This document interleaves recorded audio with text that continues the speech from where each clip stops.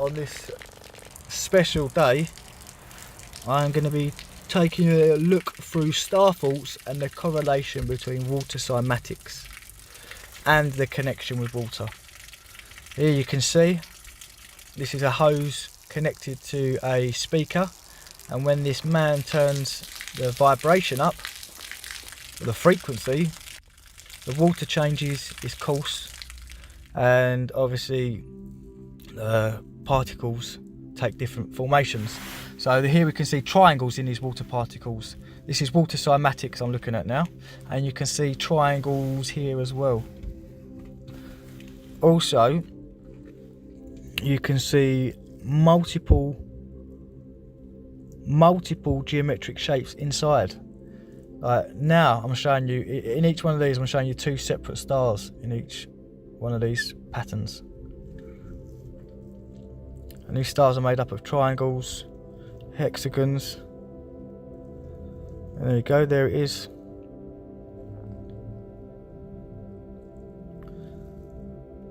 I couldn't believe it when I found it. Well, not found it, it just all clicked. I was just looking at these and I thought, Jesus, Madonna. Now look at this one. See that one in the middle that was intensed? It was triangles and stars. See, I'm wondering if each star fault was a different frequency and it did a different thing. Maybe it did different water lines. Maybe it did different things to water.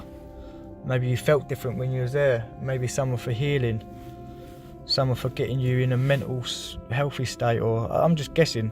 So triangles, lines and stars now.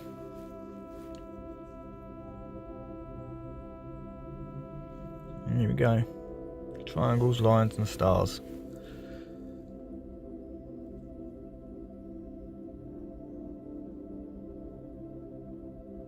So you've got a 6-point curved star. Here it is, zoomed in, looking beautiful. Absolute bit of nature. And again, just proving, here it is, a 6 curved point star fault. So basically, star faults are just geometric patterns, vibrational frequency patterns, or water frequency patterns, whatever way you want to look at it. And it's just incredible that whoever designed these buildings or these structures and shaped the land and redirected the canals and rivers to go to these places is absolutely incredible. To do that now, they'd make a documentary on something like that. That'd be on mega structures or something. They'd make a documentary on it. It's absolutely incredible. So these star faults must have been like pumping stations or generators, because the way I'm looking at it now, and as I'm looking at the Earth grid, I'm looking at these canals and these waterways as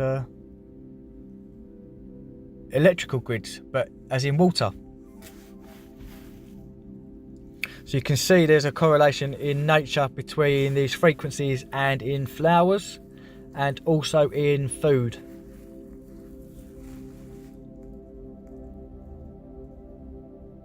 And I wanted to go that one step further and find out what frequencies these actually were, but I've managed to get hold of them. And you can go in and have a look yourself. I know like some I think like 4, 3, 2 and 6, I can't remember them. Like every single frequency is a different meaning and it has a different outcome. So feel free, they're all there, the frequencies, and these are pretty much star fault shapes as well. So this must be the frequency of that star fault. Why else would you build that geometric pattern like this? Right, come on. I digress. So let's have a look. You got 106.9 hertz. I can't remember what God was. Was it 112? I can't remember. Or 111. So, like I said, water and electric remarkably similar. So you to work out power, it would be the flow rate times the pressure, which is the current times the voltage. It's the same terminology in water. You use the same calculations to work out the same sort of stuff. I actually went to college in Malta for a month to do electrics, but I had to leave because there was a big, even though the man teaching it, the professor was Maltese, he was speaking English, I was the only English guy in there, and it was just a nightmare. Like when someone asked a question, he'd answer back in Maltese, and it was just a nightmare for me. And apparently I was the only ever English man to go and do it, to start an electrical course there. Anyway, so you got the cable, or the water, sorry, running through the star fault. So it looked like that, just that last picture looked like it's going to a substation before it went to the star fault. And even if these fortifications or these star faults or these, whatever these were, didn't have water around them, they had aqueducts to take water there. And now I know this is true because when I was urban exploring, see the way arrows now, that's an aqueduct. When I was urban exploring in Malta, this is what that arrow was.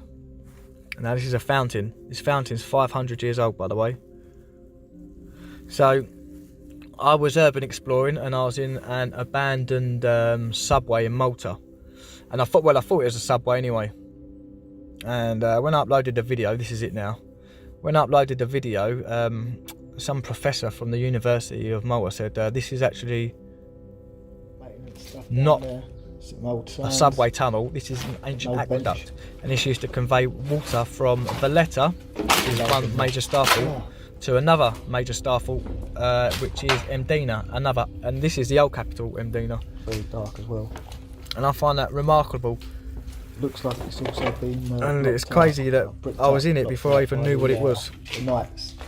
So this is now, I'm going to give you a little glimpse of what an ancient aqueduct looks like. It's their sort of like technique. It was probably about 2.5 meters width and about 2 meters high. So I was extremely lucky to go and live in Malta. You can have a look at where I lived. I'll show you. It'll be on the map in a minute. I'll pinpoint it for you, and then I'll show you the road I was living down. But I was living right amongst it, I tell you. And I've spent so much time in these fortifications and underground in Malta that I should have a degree in it. But half of the stuff I've been to, I can't even put on YouTube because I weren't allowed in there. And I'll tell you, I've got some stories, some proper stories to tell you. Well, I can't tell you. Where it is now, that's where I used to live. See that block there? And that's where the aqueduct was. So that's when I went into the aqueduct, which I thought was an abandoned train station. And obviously, like I said, that aqueduct went from Valletta to Mdina, and that fountain was a little draw-off point where you can get fresh water. And this is actually my road. So you can see it's completely, it's really old, extremely old place, Malta. Especially where I am, but it seems like they just built over everything. They just covered them up the road. There's been a mud flood there, clearly, 1,000,000%. Because you just look down, you've got another couple of stories, and every single house in my old hometown of Floriana had this outside. The reason I'm showing this video anyway is because at the end of this road, one of the houses is actually Eni Malta, and they use this house as a substation, and from there you can see cables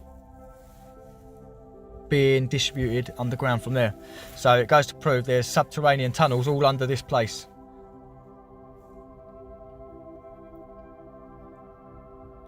Here we go. So I'll nick this video off one of my old videos, so I'm going to get a little thumbnail thing come up in a minute, but just ignore that. But if we have a look down,